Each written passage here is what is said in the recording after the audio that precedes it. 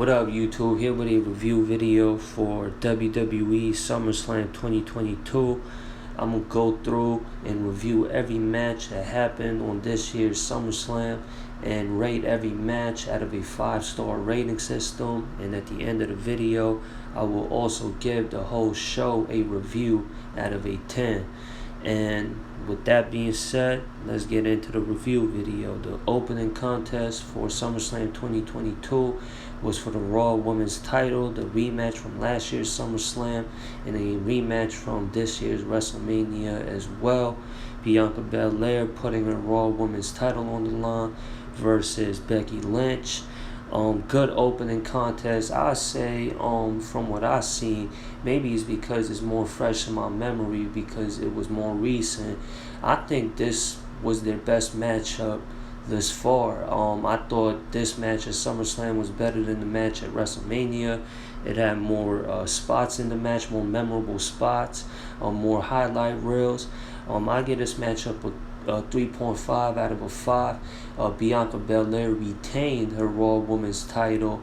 If y'all go check out my prediction video, I was wrong with a lot of my predictions. WWE did pull off some surprises, as y'all will hear as I go through the review video. If y'all want to go check out the highlights as well, if y'all tapping into this video, y'all pretty much already saw the whole event or the highlights yourselves. So I'm just giving y'all my review and my thoughts on this year's SummerSlam. But yeah, I had thought that Becky Lynch would win the Raw Women's title back, but WWE decided to have Bianca Belair run with that Raw Women's title more. And yeah, they had a good match. Bianca Belair and Becky Lynch, both of these women can perform in the ring, and they definitely put on at SummerSlam 2 nights ago. And after the match, Becky Lynch, she's been a heel ever since she came back at last year's SummerSlam. I guess she turned babyface again because she showed respect to Bianca Belair after the match, shaking her hands. And then, surprise, surprise, here comes Bayley, who's been out of WWE TV for, almost 2 years now. She made her return, but not only by herself. She had Dakota Kai and Io Sky make their WWE debut. Both of those ladies, they made an impact over there at NXT. And now they got the call up to the main roster, and with Bayley along their side, potential is sky high for both of them girls. And they had a confrontation, a face-off with the Raw Women's champ Bianca Belair and Becky Lynch. And I guess they're teasing somewhat of a feud between those 5 girls. And yeah, all 5 girls, they definitely can work, and I'm looking forward to what that feud, what that angle might lead into. Anyways, moving along to the next match, it was Logan Paul's debut as a singles competitor, or as a WWE superstar, really, because he made his in-ring debut in a tag team match at WrestleMania 38 when he teamed up with The Miz to take on the Mysterios, and they were successful. The Miz and Logan Paul went over the Mysterios that night, and as they were celebrating following their win, The Miz would turn on Logan Paul and lay Logan Paul out with the skull-crushing finale. And it led to this one-on-one match between Miz and Logan Paul at this year's SummerSlam. As y'all know, it was announced a few weeks ago that the WWE has signed Logan Paul, and a lot of the hardcore wrestling fans were not pleased with that decision that the WWE would go on to sign Logan Paul. Obviously, Logan Paul is not a full-timer. He's on the celebrity wing. He's going to be a part-time dude. And I don't know why a lot of people were disappointed with WWE signing Logan Paul. I guess because he's a successful YouTuber, but with how things are nowadays, Logan Paul is one of the biggest influencers, one of the biggest celebrities in the I don't want to say the world, but at least like in the Western Hemisphere, like he's one of the well-known celebrities of today, and WWE has always worked close with celebrities, and that name draws. And I don't know why the fans seem to have a problem with WWE signing Logan Paul, because as he showed at WrestleMania, he could go in the ring. And at SummerSlam, I thought, all questions were answered if Logan Paul can legitimately perform or not. And he put on a hell of a match versus The Miz. He went over, and I was also wrong about The Miz not being able to. I thought The Miz was going to go over, but hey, this was Logan Paul's debut as a signed WWE superstar, and this was his first one-on-one match. And he did his thing. Him versus The Miz was one of the better matchups on the card. There was some good highlight reel spots during the match, and Logan Paul, like I said, he cleared all questions. He could definitely go in the ring. Like I said, he showed some of his in-ring abilities at WrestleMania, but he really showed in this match what he can do as a pro wrestler, as it was a one-on-one match. That way more focus is on him and a lot more work is on his part, and he definitely shined at SummerSlam. Y'all go check out some of the footages yourselves. The frog splash that he did from the top rope all the way to the announce table, unbelievable. And he defeated The Miz when Miz got distracted right quick, and he would hit the skull crushing finale, Miz's own move on The Miz, and that's how Logan Paul got the win. And I give that match a 3.5 out of a 5. It was, like I said, one of the better matchups on this year's SummerSlam. And then the next matchup on the card, it was for the United States title, Bobby Lashley defending it versus former champion and Mr. Money in the Bank Theory. Now, Bobby Lashley went over in this match and retained his U.S. title as expected. It was no way I thought the WWE would have Bobby Lashley drop the title this quickly when he had just won that title in WWE's last pay-per-view before SummerSlam and Money in the Bank. It would have made no sense to have somebody as strong and competing at the level that Bobby Lashley is competing at to take the title off of him. I know Theory brought back somewhat prestige and relevancy back to the U.S. title, and then Bobby Lashley being the successor after Theory to take that U.S. title, it wouldn't make no sense to do all this back and forth thing. Bobby Lashley brings also another level of prestige and importance and relevance to the U.S. title, and the match itself was a regular match. Like that could have been on Raw or SmackDown. There wasn't nothing different from what we saw at Money in the Bank. I give this match a 2.5 out of a 5. Bobby Lashley made Theory tap out, and yeah, he retained his U.S. title. Then the next matchup on the card was the no disqualification tag team match between the Mysterios and Judgement Day. And this was a fun matchup. The Mysterios went over in this match.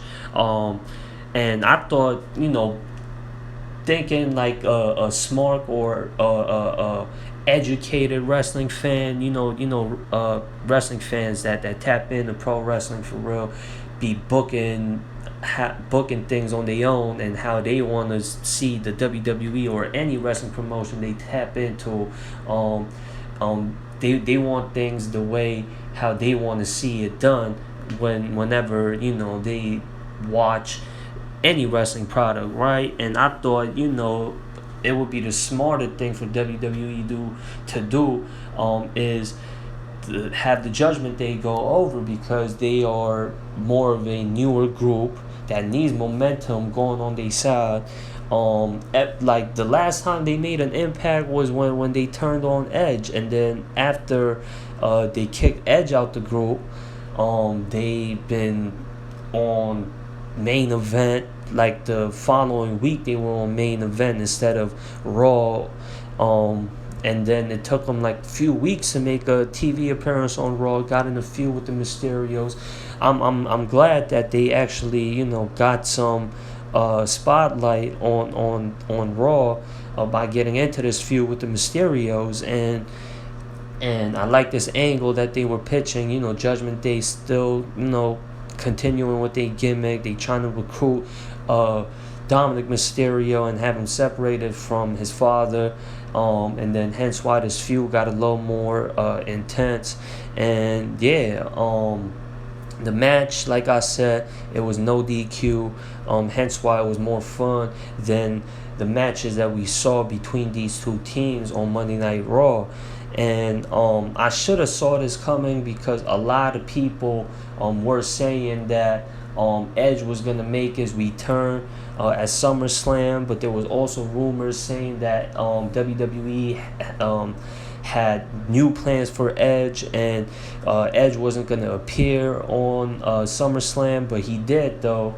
And he caused Judgment Day to match, assisting the Mysterios to go over to Judgment Day after he speared both Finn Balor and Damian Priest, and then the Mysterios would hit the double 619 and get the pin to secure the win. And I don't know if this feud with the Mysterios and Judgment Day is going to continue. Edge, I don't know. Obviously he's going to get into a feud with Judgment Day, and that's going to shine more light on Judgment Day, and that's going to get him more time on WWE TV. And that's a good thing for Judgment Day, because like I said, this feud with the Mysterios that they got into that helped them become more relevant. I thought WWE should have gave Judgment Day more of a push and more of a spotlight and more time on their programming after they turned on Edge, because that was a huge angle presented by the WWE, and for them to be thrown to the main event instead of Raw, and then it took them a few weeks to appear back on Raw after a huge moment like that, it made no sense to me. And they've been taking L's on Raw, and then now they also took another L at a pay-per-view SummerSlam. And but like I said, with Edge being in the mix with them now, they're only gonna get more time on their more time on WWE programming, which is a good thing. Now I don't know if the feud with the Mysterios is gonna continue. Probably the Mysterios will help out Edge fight off the Judgment Day, and I'm looking forward to that feud. And then the fifth matchup on the card, it was Pat McAfee versus Happy Corbin, and I get a match between the Mysterios and Judgment Day, a 3 out of 5. And then this match between two former teammates, two former roommates, Happy Corbin and Pat McAfee. Pat McAfee had a grand entrance, had a choir singing his whole theme song, and them chanting bum ass Corbin during Happy Corbin's entrance. That was funny. And Pat McAfee and Happy Corbin, obviously they know each other, and I'm sure they're friends in real life. They're former teammates, former roommates, so they had good chemistry. Pat McAfee, we all know he's athletic, and he could go in the ring, and they put on a decent match for sure. And a cool finish as well. I thought Happy Corbin should have won, because mind you, before WrestleMania he was undefeated. Then he put over Madcap Moss after Madcap Moss turned babyface. Obviously WWE's big on Madcap Moss, and Happy Corbin's a credible dude with a good, impressive resume. And Happy Corbin put over Madcap Moss, giving Madcap Moss the momentum he needed to get pushed. And then Pat McAfee went over in this match because he defeated Happy Corbin, but in a creative, funny, entertaining way. As y'all know, on the closing show before SummerSlam on SmackDown, Happy Corbin hit Pat McAfee with a low blow, a cheap shot, a sneak attack low blow, on the go home show on SmackDown before SummerSlam. And then Pat McAfee was somewhat do the same after the referee took a bump while the referee was getting up and Happy Corbin was checking on the ref. And then after the referee was back up on his feet, the ref still at his back, and Happy Corbin would turn around to a low blow, and then Pat McAfee would hit his finishing move and get the win. And yeah, I get that match a 3 out of a 5. They did their thing. And then the next matchup on the card, the Usos defending their undisputed WWE Tag Team titles versus the Street Profits. And when these two teams get in the ring, you expect matches like these, and y'all know they put on arguably I would say the best matchup for Money in the Bank, and it was a controversial finish. No controversial finish this time. Jeff Jarrett was a special guest referee. There was no missed calls by the referee, and they put on a similar match as they did on the last pay-per-view at Money in the Bank. But at this time at SummerSlam, the only difference was there was a clean finish, and the Usos went over to my surprise. The Usos retained their undisputed WWE Tag Team title, continuing their impressive dominant title reign. And yeah, and they're continuing. They've been champions for over a year now. And yeah, the Street Profits came very close once again. But the Usos were the better team, and they got the win. And yeah, there was a lot of cool spots, cool highlight reels in this match. Like I said, it was nothing different from Money in the Bank. And I give this match a 4 out of a 5. It was a good match, and both these teams can perform at the highest level. And that's what we got at SummerSlam. And the cool thing that was hinted, at least from my point of view, is Montaz Ford is showing, a little more attitude and more signs of frustration as time goes on. After he hit the frog splash, he almost got the win. I think, was it Jimmy Uso or Jay Uso? One of the Usos kicked out when Montaz Ford hit the frog splash on them. And he started throwing a fit at Jeff Jarrett. Jeff Jarrett's only doing his job being the referee. All he has to do is try and count to 3. It's not his fault. The Usos kicked out of his finishing move, and he showed signs of frustration, attitude, and you even heard the commentators say, I don't understand what the complaint is on Tez's part. And then if you look at his facial expression following the match, you see both him and Dawkins disappointed, obviously, that they came up short at capturing the undisputed WWE Tag Team titles. Obviously, they're both going to be disappointed. Anybody would be disappointed in a losing effort, but Montaz Ford, he showed more signs of frustration and anger and attitude, and it's been even on WWE TV, they've been kind of teasing that the Street Profits ain't been getting along, and then a lot of people are speculating that Montaz Ford is either going to turn on Angelo Dawkins, or Angelo Dawkins is going to turn on Montaz Ford, and the Street Profits are going to split. Now, they're a great tag team for sure, and they're one of the best tag teams in the WWE, or in all the pro wrestling period. And for them to split, it's like, I don't know, but I think it would hurt Angelo Dawkins a lot more than Montaz Ford, because a lot of people are big on Montaz Ford and they see the potential that Montaz Ford has, and he's got charisma, he can talk, and he can go in the ring as well, very agile, very athletic. And yeah, a lot of people got a lot of hopes in Montaz Ford, and they see him potentially being a huge single star in the WWE. So who knows what's to come out of the Street Profits. And then the next matchup on the card, Liv Morgan defended her SmackDown Women's title versus Ronda Rousey. And this was a controversial finish. A referee error was made, much like the Street Profits versus the Usos at Money in the Bank. Liv Morgan got the win as Ronda Rousey had her in the armbar hold.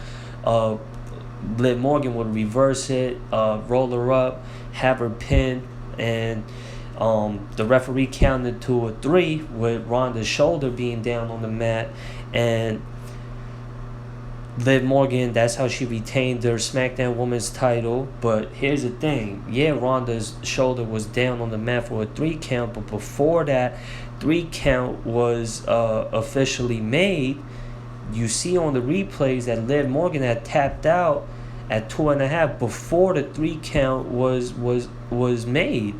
So Ronda Rousey should have technically been the winner and recaptured her SmackDown Women's title, but due to a miscall by the referee, Liv Morgan went over and retained her SmackDown Women's title. Now, they didn't have a lot of time to really perform in this match, so I give this match a 2 out of a 5. And this match could have been better, but there was a controversial finish. Now, I don't know if they're going to have Ronda Rousey turn heel or Liv Morgan turn heel, because Liv looked at like, as she was showing through her expressions, that she looked at like she knew to herself that she caught a lucky break. She knew she tapped out, and she probably knew it was before the 3 count, so she knew she was real lucky to retain her SmackDown Women's title. Now, Ronda Rousey obviously frustrated at the ref's call, so she would go on to attack the referee and then attack Liv Morgan after the match. As y'all know, if y'all been tapping into SmackDown as of late, she's been showing signs of more attitude and more frustration. She attacked Shotzi on SmackDown before SummerSlam, and she's been on a little bit of a mean streak as of late. And now I don't know if Ronda Rousey is going to be off TV or if she's going to continue wrestling full time. She probably will get a rematch at like Clash in the Castle, or I don't know. What y'all think is going to come out of this feud between Liv Morgan and Ronda Rousey? What y'all think is to come after SummerSlam, after their match between Liv Morgan and Ronda Rousey? What y'all think is going to happen between the two? What's y'all opinions? And then Riddle had a segment as well. As y'all know, it was supposed to be Riddle versus Seth Rollins, but they had canceled that match due to a kayfabe injury. They said Riddle suffered a concussion after Seth Rollins attacked him on Raw, on the closing Raw before SummerSlam. And Riddle came out to the ring with the officials trying to stop him from getting in the ring, and he got on the mic, started talking this shit, and he said, doesn't matter if he's injured, and he's still paying tribute to Randy Orton. And he's like, Randy Orton said, if you got a problem, don't back down, say what you gotta say and do what you gotta do. And he called out Seth Rollins, and here comes Seth freaking Rollins running down the ramp and breaking through the crowd of WWE officials, and they get into a little brawl, a little scuffle, and obviously Riddle's not 100%, and Seth Rollins got the best of that exchange, hitting the curb stomp yet again on Riddle. And that was a cool segment, shining more of a light on that feud. Riddle and Seth Rollins, obviously two important superstars that are full time in the WWE right now. And I'm glad that they had put some effort into this feud and gave them a slot on the card for sure. And now moving along to the main event. The last man standing match for the undisputed WWE Universal title, the rematch of all rematches, Roman Reigns versus Brock Lesnar. Now, I say this was the best match out of their rivalry. They've had countless pay-per-view matches, and in my opinion, this match was the best matchup on the card. And last man standing match is a match I say that has to be done right, and this match was definitely done right. And Brock Lesnar probably had one of his, if not his best entrance of all time. He came out on a tractor, and the tractor had a good usage throughout this match for sure. And as Roman Reigns was showing off when the ring announcer is announcing his name to the fans after the ring announcer got done announcing Roman Reigns. As Roman Reigns was showing off his belts, here comes Brock Lesnar leaping towards him, hitting him with the Luthez press off the tractor. Now that was a cool ass spot. And obviously when it comes to last man standings match, it's going to be all over the place. So this is a special type gimmick match, so you're gonna have highlight reel spots, little hardcore moments here and there. And and this match was all over the place. Like I said, y'all go check out some of the footages yourselves. But I cannot not talk about this part of the match. Like, I think this was like the first time ever during a live match that this happened. Brock Lesnar would use a tractor to not only dump Roman Reigns into the ring when he had Roman Reigns down, but he would also lift up the ring, try and get Roman Reigns off balance to fall, and he would actually lift the whole ring, and the whole friggin' ringside area was a mess because Brock Lesnar would lift the ring with that tractor, and I don't think I've ever seen anything like that in all the pro wrestling before. Like during a live match, no. And Paul Heyman, he would also be involved in the match. While Brock Lesnar was whooping on Roman Reigns, Paul Heyman would come to the aid of Roman Reigns and actually forfeit the match for him type shit. Paul Heyman would hand over the belts to Roman Reigns, to Brock Lesnar, saying, yo, this is enough, this is my tribal chief, we'll leave him alone, you won the match. Brock wasn't having none of that. Brock would F5 Paul Heyman, his old manager, his old pal, through the announce table. Now that was cool. And then that would buy Roman Reigns that didn't buy Roman Reigns enough time, because the Usos would get involved in the match, super kick Brock Lesnar and get on Brock's ass. And then that would give Roman Reigns some time to get back up on his feet, and then the Bloodline would go on to attack Brock Lesnar and beat on him continuously until Brock Lesnar could no longer answer the 10 count, and they would have to somewhat, this was already technically unfair, the Bloodline beating on Brock Lesnar like that, but Brock Lesnar kept on getting up, and then to get the 10 count, Roman Reigns and the Usos would have to pile on a bunch of shit on Brock Lesnar while he was down to make sure that he can't get up, because this beast incarnate keeps on getting up. So the Bloodline would have to bury this beast under a whole bunch of shit, and Roman Reigns would retain his WWE Undisputed Universal title. And Theory, who I predicted would cash in the Money in the Bank successfully, he would actually attempt to cash in the Money in the Bank during the matchup, and this was when both of them seemed like they was down and out. It looked like the perfect opportunity, and it was a what do you call it, those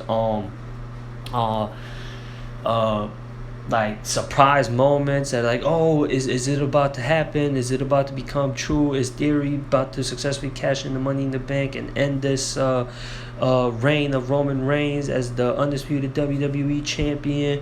Oh, this is crazy. This, Brock Lesnar and Roman Reigns are both part-time guys, and are we about to actually have a full-time superstar currently active on the roster take the title off of Roman Reigns and have an actual full-time run as the undisputed WWE Universal Champion? But no, as Theory was about to cash in his Money in the Bank contract, here comes Brock, putting a whooping on Theory, and yeah, that's why Theory did not successfully cash in his Money in the Bank. And yeah, I get this matchup, man.